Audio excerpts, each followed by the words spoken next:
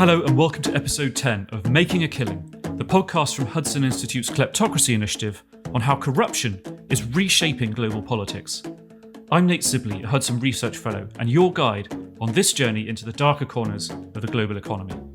Today, I'm joined, as always, by Casey Michel and Paul Massaro to discuss the latest news from the world of transnational crime and corruption.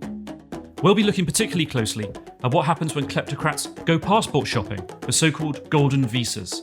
We'll also hear the latest on the crackdown in Hong Kong, new sanctions pertaining to Belarus and Ukraine, as well as an aspiring dictator's plans to transform his South American country into a cryptocurrency haven powered by volcanoes. A shorter, punchier episode for you today, as it has been all hands on deck here in DC during Kleptocracy Month. More news from Paul on that front later in the show. Let's get over and hear from the guys.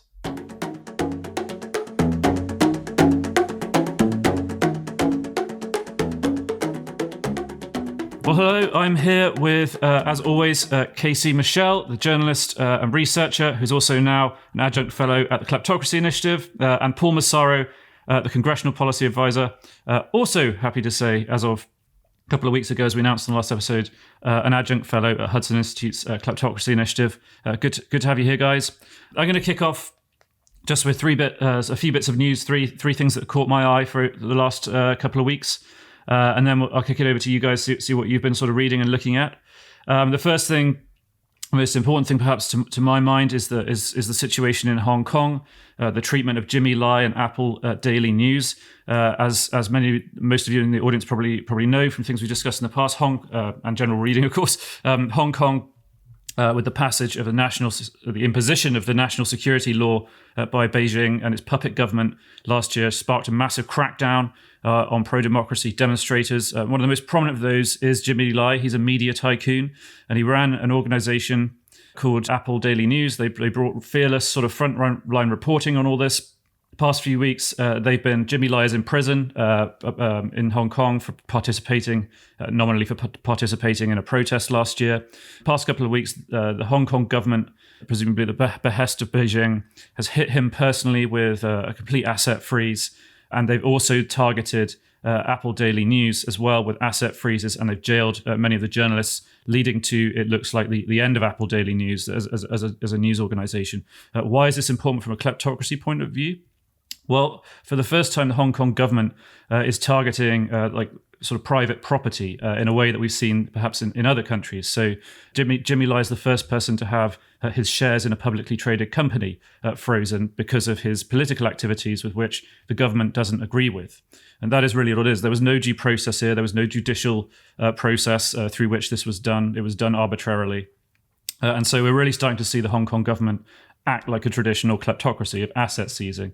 And that raises some very serious questions, of course, for Hong Kong's future as a global financial center.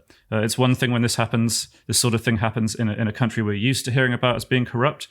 I won't name names to avoid offending anyone, but Hong Kong has always had a reputation for freedom of information, rule of law, which is what it built its commercial success on. And when the government starts going after the private assets of individuals with whom it happens to disagree politically, that does not bode well. So we'll keep an eye on that situation. We're actually going to be holding a Hudson Institute event in early July to talk about that situation, and I'll keep you posted on that as well.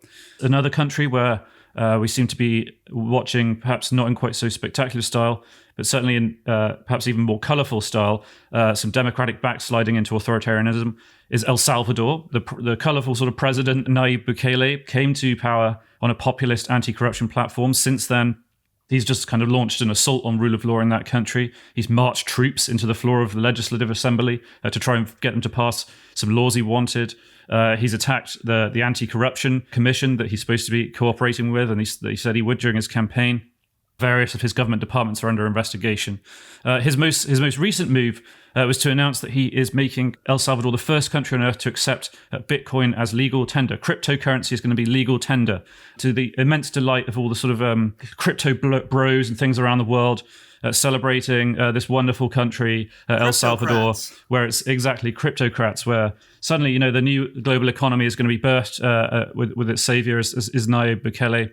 Of course, the thing about cryptocurrency is it tends to make places hubs for money laundering because it allows the anonymous movement of funds. funds, and it also allows countries using it to avoid US sanctions.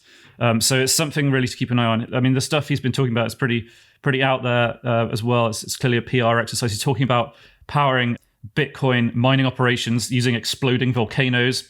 I mean, this guy is really central casting Bond villain. So I would love to do a sort of dedicated episode, an interview with someone who knows more about what's going on the ground there, because I find it fascinating and terrifying at the same time. On the cryptocurrency theme, listeners, you might remember a few episodes ago, we had Matthew Caruana Galizia, the son of the journalist in Malta, Daphne Caruana Galizia, who was murdered after she started poking into high-level political corruption on the island.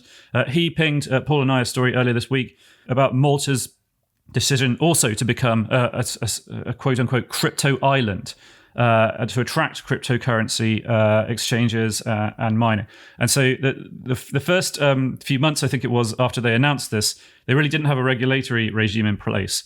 And during that period, the Times of Malta has found that 60 billion euros moved through Malta in cryptocurrency, moved through Malta's financial system without any oversight whatsoever. We don't know where it came from. We don't know where it went. This tiny island in the Mediterranean, 60 billion euros just flashed through like that in complete anonymity. Now, they have put in place far stricter controls now. It's not apparently such a concern. But again, I just wanted to highlight, as we all start to get sort of excited about Bitcoin and cryptocurrency, I think we need to do a whole episode on this later on because I get asked about it all the time. And it's becoming such a hot issue. But those are the sort of things that caught my eye this week. Casey, I'm going to kick it over to you. You've got a sanctions update for us. Sure, yeah. Thanks, Nate. And I absolutely second that idea of having a specifically dedicated episode to crypto. I'm obviously fascinated by this concept of using volcanoes to power the latest in transnational money laundering. I guess we'll see what comes from that. I can see Mount St. Helens from outside my window right now, so who knows? Maybe there's a future there. Yes, Nate. So a quick sanctions update on my end. You know, one of the things that we've been watching over the last few weeks is the discourse in especially Brussels regarding sanctions-related decisions vis-a-vis Belarus, vis-a-vis the Lukashenko regime. As listeners, I'm sure remember, a few weeks ago, the Belarusian self-declared government under Alexander Lukashenko forcibly downed an EU passenger plane to, again, forcibly extract an opposition journalist, that is to say a journalist, in Belarus. This was an EU-registered plane flying between EU jurisdictions that the Lukashenko regime resorted to effectively state-sponsored terrorism to down. And we have been watching with kind of bated breath to see what exactly the Europeans, what the EU would do in response. And I think what we've seen over the last few days is perhaps a reason for at least on my end, maybe some cautious optimism about where things are going, at least on the sanction side. Obviously, Lukashenko remains in power. Obviously, Lukashenko remains ever closer to the Putin regime, which is, again, his primary financial backer in Moscow. And what we saw earlier this week was the EU foreign ministers agreeing to sanction not only a number of individuals, and I'll mention those in a moment, but more importantly, the sectoral elements of potential sanctions moving forward. That is to say, specifically sanctioning primary prongs of the Belarusian economy, the primary elements of the Belarusian economy that continue to support Lukashenko himself. And I'll just hit on a few of them. We have seen agreement on sanctions about banking, sanctions about oil, sanctions about tobacco, and perhaps most notably, sanctions about Belarus's potash industry. We don't hear a lot about potash these days. This is a key ingredient in fertilizer, and it just so happens that Belarus produces 20% of the world's potash industry. So this is, the potash empire. As little as we discuss potash these days, it turns out that it is quite the important industry to the Belarusian government, to Lukashenko in particular. Now we're waiting on the EU heads of state to convene, to formally vote on, and then to formalize these sanctions. But again, these are the kinds of, if we're talking about sanctions specifically, we're not even talking about recognizing the opposition figure, Svetlana Tikhanovskaya. That is certainly something that should be discussed moving forward, or at least continued meetings with Mrs. Tikhanovskaya. If we're talking about sanctions as a tool moving forward, these are the kinds of sanctions, these sectoral elements that are really going to impact and undercut the remaining support for Lukashenko himself. I do want to touch on one individual sanction from the EU as well. This was he's not a Belarusian national, he's actually a Russian national, a Russian oligarch, Mikhail Gutseriev, who just so happens to be the largest single investor in Belarus. We know he's close to President Lukashenko. We know that Lukashenko is already offered to rename some town, some city in Belarus after Gutseriev as, I don't know, appreciation for being sanctioned, whatever it might be. But this is evidence not only that the EU is going to continue issuing individual sanctions against those who are close to Lukashenko, but prominent individual sanctions even against non-Belarusian nationals. That's kind of a convoluted way of saying they are willing to target these high-level Russian oligarchs that are, again, the key figures and key actors in the relationship with Lukashenko.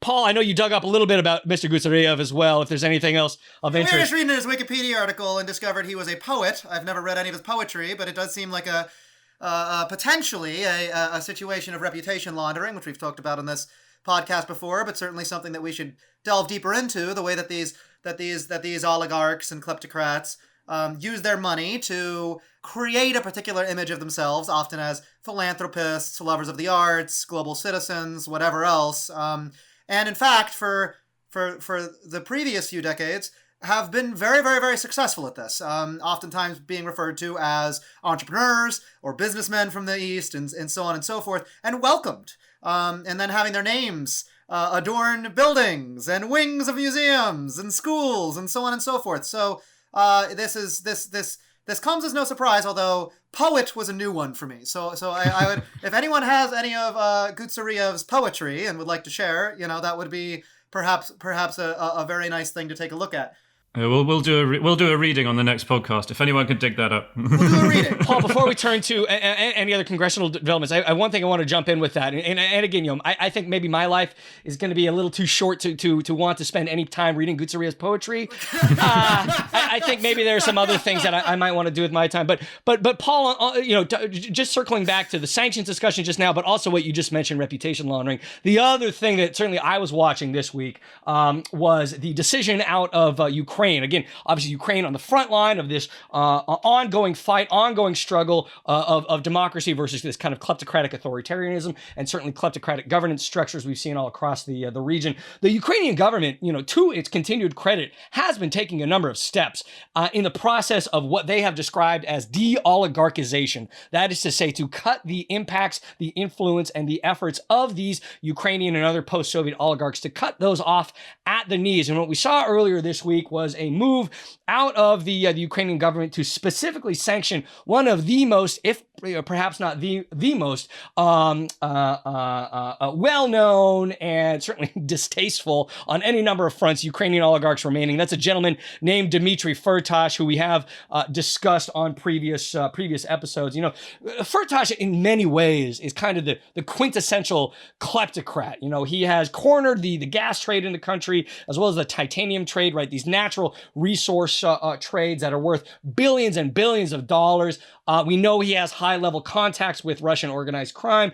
We know that he is he's been charged with high-level bribery by the American government. He's awaiting extradition from Austria to the U.S. And we also know that he was at the center of the 2019 efforts to peddle so-called dirt on now President Joe Biden, which obviously led to former President Trump's first impeachment.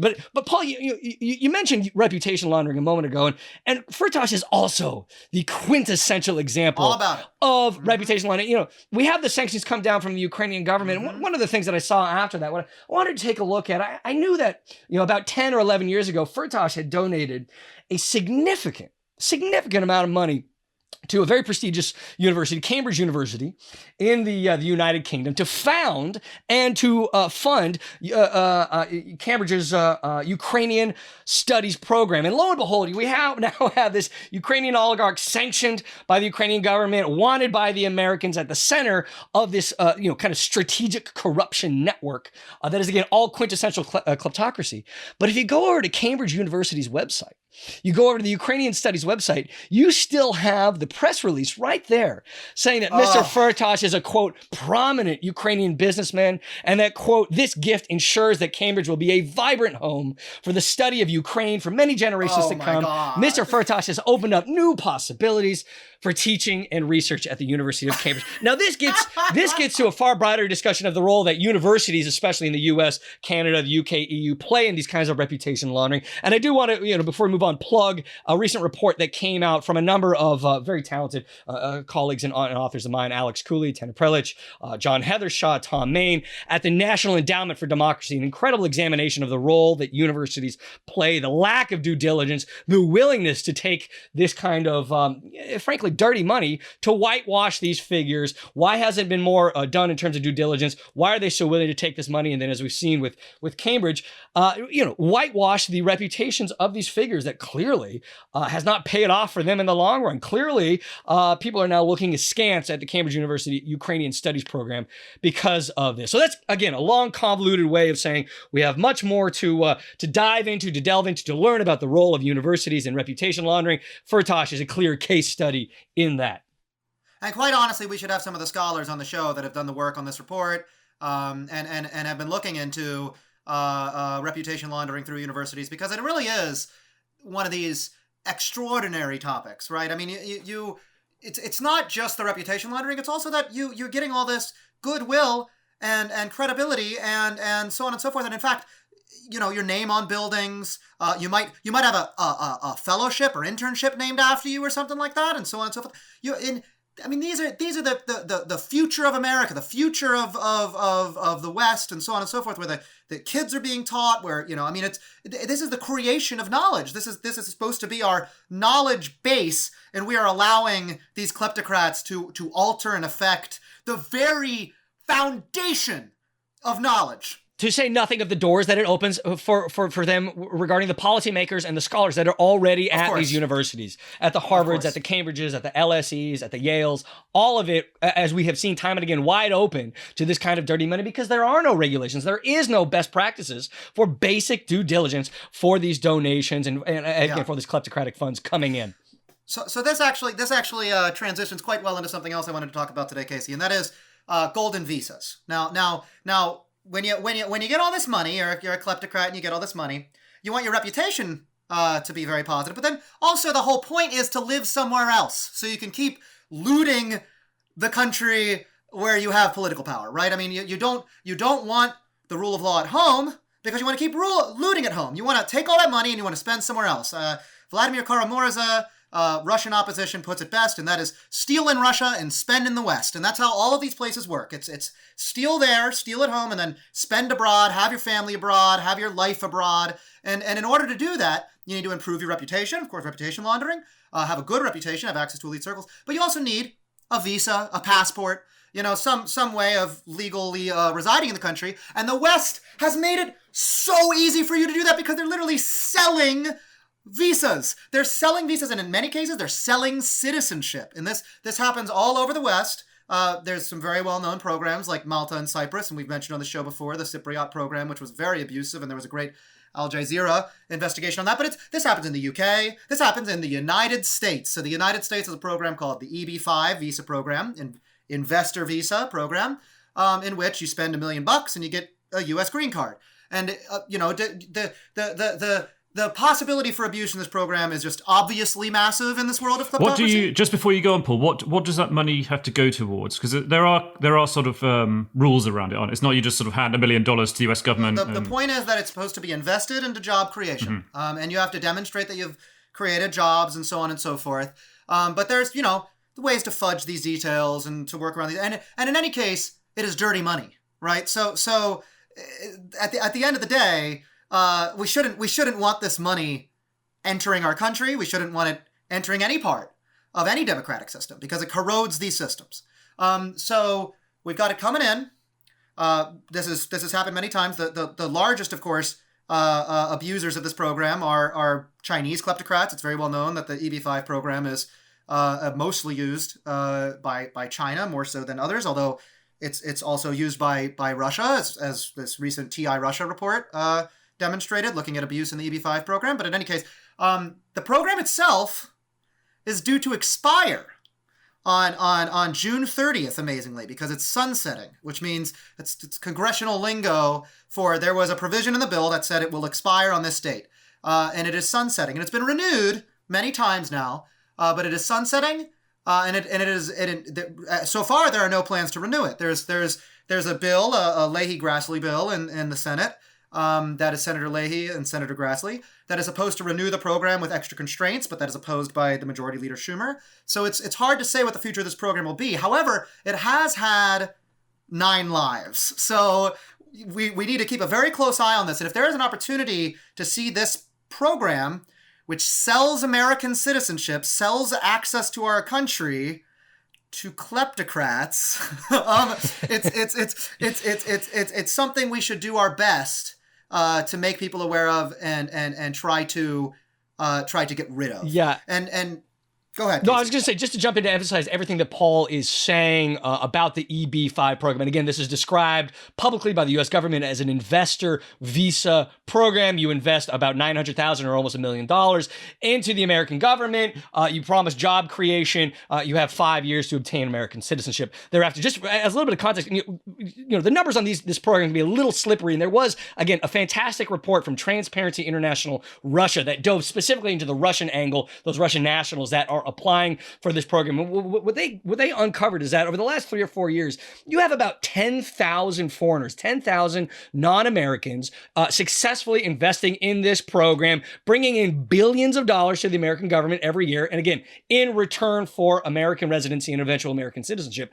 Just to pick one quote from the report, this is what Transparency International Russia had to say, quote, "There is no way of knowing just how much of that money was of legal origin." That is to say, the only information made available to the American government is provided by the applicants themselves on their application forms. And just to quote one other, pull one other quote on this, you know, it was, quote, "The silence over reforming or replacing the EB5 golden visa scheme with unvetted Russian and Chinese kleptocrats nominally invest, but are actually just laundering stolen funds into the U.S. financial system." This program, this silence around this program is beyond ridiculous. And I just want to say, that was a quote from a good friend of mine, Nate Sibley, which I think really hits the issue of the program on the head. Well, there's 2 things to my mind with it. The 2 things that sort of need to happen, or it needs to go. You know, I don't have a problem with an investor visa program in principle. You know, sometimes people have made their money in as honest a way as they can. For example, in China, they face a government which is increasingly ruthless about seizing that from them, and they want to get out and become good Americans. Well, that's something we should be open to, at least, if not encourage, right? The problem is, how do we split them up from the proper kleptocrats, as you say? So the problem at the moment is it's self-disclosure. Now, because of the way like the world is, like I don't know how we would require, you know, the US authorities would be able to do their own, you know, that would be an enormous bureaucratic effort to go, you know, do their own investigations into these people. But if there's any way that we can tighten up that potential for fraud or misleading information or omission of information, that would obviously be one thing. The second thing is, it's only worth having an investor visa program if it works, if it actually creates jobs for Americans or for, you know, in the country, whichever country it is that's offering it. And that's the other thing about the EB5. You know, the returns are very mixed. You know, 9 times out of 10, these projects don't really take off. There's no sort of major lasting economic impact. And the idea is that they funnel money into some of the poorest, most deprived areas in the US to create jobs. They haven't really helped, is my understanding. I'm happy to be corrected by someone who knows more about it than I do, but they need to get a lot more better about the way they allocate the money as well, and more transparent. Yes, I'll say to your first point, Nate, because I think that's extremely important, and to me it's impossible to know. All the documentation in this program is always self-submitted, as Casey had mentioned, and if these guys, if this money is coming from China, Russia, we have to go from the assumption that this is dirty money. I mean, there's no way to not do that. You know, I mean, these are kleptocracies. They function like kleptocracies. These are wealthy individuals in kleptocracies. You know, put 2 and 2 together. And I'll say though, even if we successfully abolish this program and end the EB5, we still have a lot of allies and friends that have golden visa programs and golden passport programs. And if you have a passport from one of these countries, you can come on over to the United States for, you know, 3 months, however long, so on. An EU passport grants visa-free travel to the US, as you say. So it's, yes, you know, as usual, the weakest link is the common sort of denominator, isn't it? And that's something that we're going to try to stop. So it is Counter Kleptocracy Month, week 3. So we're going through. It's almost over. It's been really exciting. We've had a really exciting time, and those that tuned in last week heard us just Giddy's teenage boys over here talking about everything. But it is week 3, and we have kept up the momentum. We have introduced the Justice for Victims of Kleptocracy Act. We have introduced the Foreign Corruption Accountability Act. And this week, the plan is to introduce the Golden Visa Accountability Act.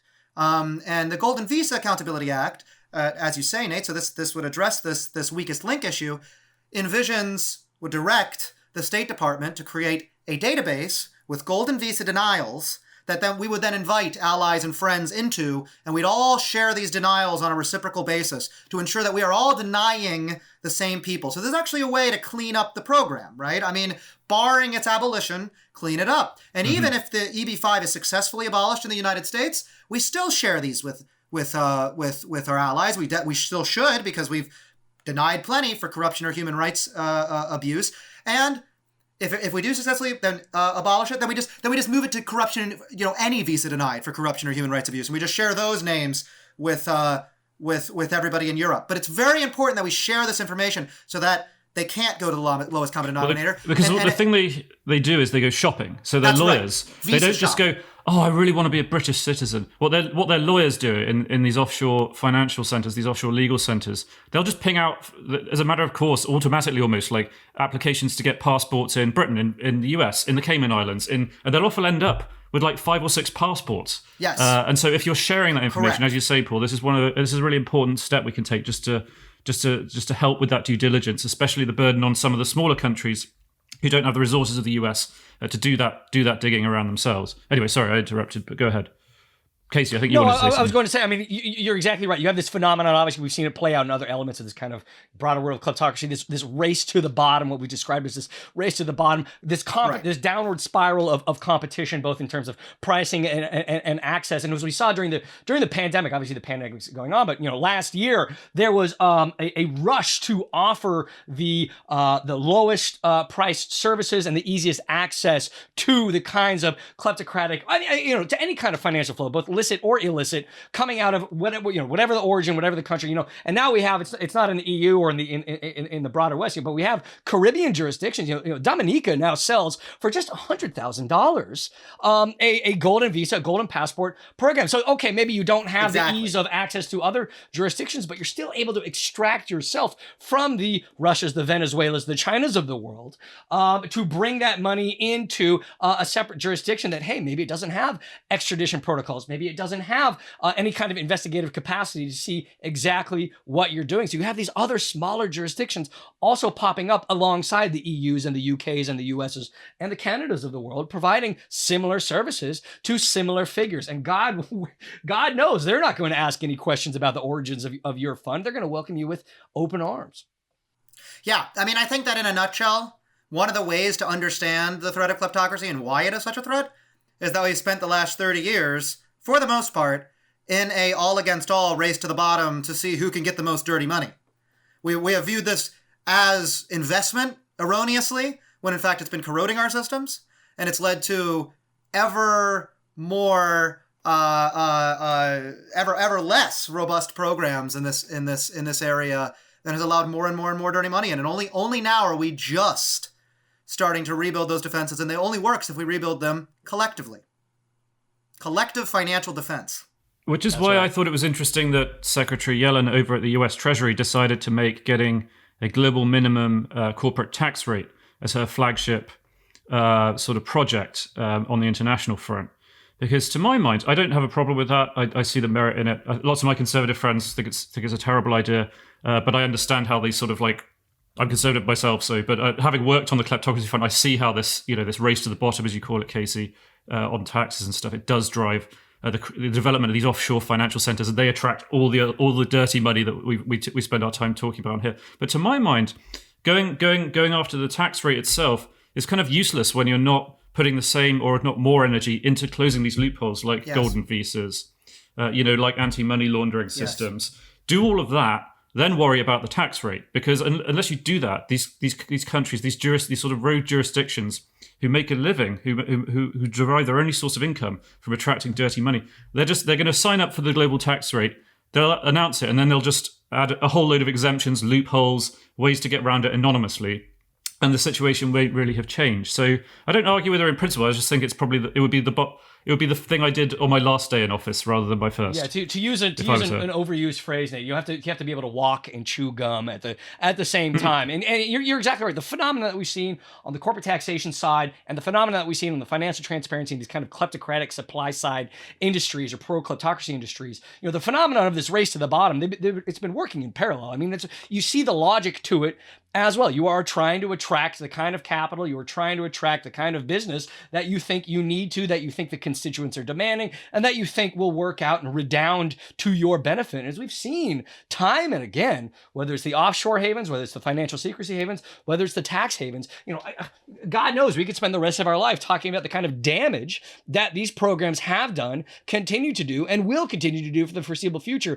unless these steps of whether it's corporate global minimum tax, and certainly whether it's like the ending of anonymity in shell companies, in real estate, hedge funds, private equity, et cetera, the kinds of transparency, the kinds of regulatory regimes that are needed to end these kinds of kleptocratic systems. I mean, again, just to reiterate your point, to emphasize your point, there are any number of legal loopholes, any number of workarounds, any number of exemptions that we should not at all be surprised to see come from the tax havens such as they are of the world moving forward. And unless you are beginning to tackle the both of them simultaneously, you are just going to, I don't know, whatever the analogy may be, you'll take one step forward, your right step will take one forward, your right foot will take one step forward, your left foot will take one step back. You can see I'm struggling with the analogy, but you're gonna be undercutting yourself one way or the other. And this gets to the the broader issue of the I guess I want to watch my language, the concerns about the willingness of specifically the Treasury Department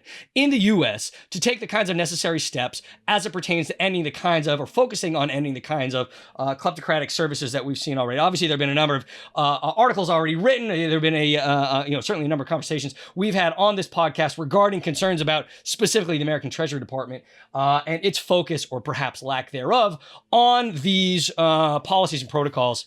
Casey, let me say just one final thing about that. And that is, we have to recognize what a paradigm shift we are advocating for and moving toward right now, because the Treasury Department has spent 30 years reducing barriers and integrating the economy and attracting dirty money, right? I mean, they have literally, that was their goal, was how do we get as much money into the country? That was the whole goal, was the prosperity agenda, right? The economists, they don't naturally think about dirty money, corruption. They think about GDP growth. They think about stuff like that, right? And that's who staffs Treasury, right? So you were essentially coming in from the outside and saying, hey, you guys sort of got it wrong over the last 30 years, and we need you to think about this a little differently. In fact, we need to synchronize policies, and we need to stop some of this money because it's not adding to the prosperity of the country. In fact, it's doing the opposite. It's corroding our institutions. It's destroying the country.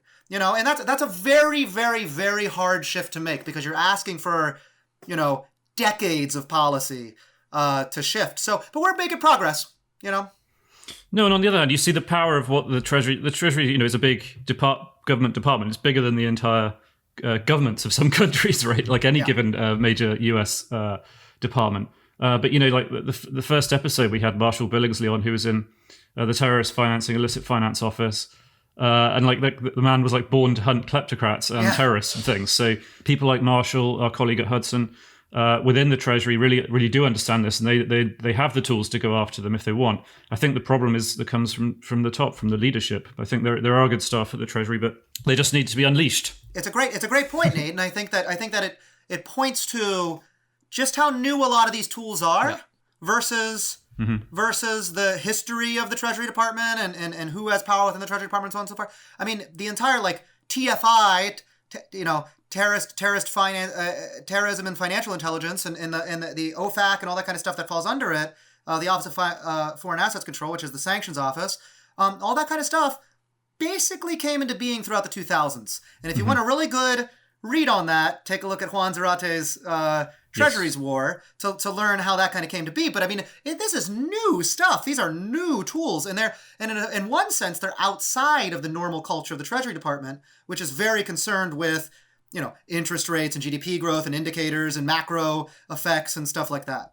I think the thing that's new is using them against kleptocrats and that whole, as you say, that the growth of these tools arose from the urgent need after 9/11 to target terrorist financing networks, and that is the very like blinkered and understandably blinkered, given the national tragedy that was, blinkered in a good way, because they really went after those networks and they absolutely destroyed them. The terrorist funding networks across the world, Al Qaeda, and they've done it to Daesh as well more recently. Very good at that. But what I think the paradigm shift, as you say, that needs to take place is now that, well, we can do it to terrorists, we can do it to kleptocratic regimes as well. The ones who actually create the circumstances in which they rob their countries blind, they destroy their infrastructure, and then people get poor, they get angry, and terrorism arises. So it's actually corruption is driving at the root cause of terrorism and so many other threats that we face. Of everything. Exactly. These are the figures, these are the networks, these are the regimes that are degrading democracy, that are undercutting economic opportunity elsewhere, and that are similar to the terrorist networks, as we saw, especially during the 2000s, threatening now American and Western, broader democratic national security. All of this kind of, this potpourri of reasons to go after the kleptocrats, it's all staring us in our face. But we've said, as Paul mentioned, as Nate mentioned, these decades of policies, of protocols that have encouraged these, the mixing, the melding, the continuation of licit and illicit financial flows, following the same financial patterns, following and accessing the same industries and the same protocols. And it is certainly past time that these policies are addressed, and this paradigm shift is going to take many months of work, frankly, many years of work for those of us and allies elsewhere to continue pushing for these policies in the U.S. and abroad. Well, we're coming up to our last couple of minutes here, I guess, guys. That seems like a good point to end on as well. As we look to the future, as we what do you say, we were halfway through Kleptocracy Month, Paul? Yes, a little bit more than halfway now. Yeah. I hope it's not Kleptocracy Month. I hope it's Kleptocracy Decade, because the work you're doing over in Congress and that the Biden administration has underway hopefully will turn things around in the way that we've been talking about. But if that's all from us today, then I think we'll leave it there, and we'll be back in a couple of weeks with a lot more content for you. Of course, we're all rushed off our feet because it's Klepto Month, so we didn't have a big all-star guest interview like we did last week that Paul did with Leonid Volkov, but we will be back very soon, resuming service as usual. So thanks very much. Thanks a lot. Thanks, guys.